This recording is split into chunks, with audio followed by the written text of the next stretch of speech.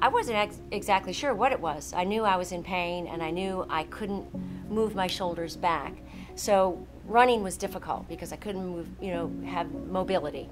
And they found a slight tear. I went in and they said, well, we try an x-ray. X-ray didn't really show what they needed to, so they said we have to do more extensive, get a better look in there. When they did the MRI, they found a slight tear in my rotator cuff. And they explained what that meant, that it just was an area that needed to be repaired. I did PT first, did all the stuff to try to prevent it, got some shots of cortisone, and that didn't work. So he said, well, I guess we've got to go surgery, which I appreciated because he tried all those other things first.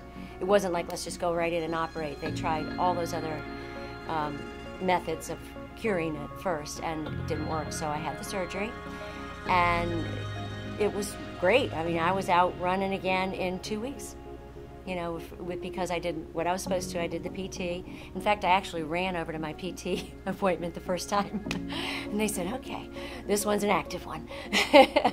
So the PT was through the same team, and it was just great. I had a wonderful experience. So, same thing was wrong with my left arm.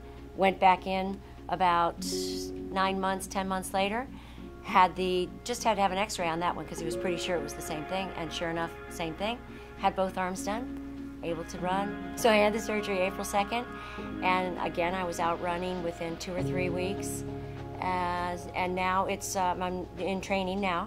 The marathon's October, and I'm already running, I'd say 6 to 8 miles every day with long runs, preparing for the marathon, 13 to 15. Pretty soon I'll do a 20, and then I'll do 26.2. The whole team at OACM was absolutely fantastic.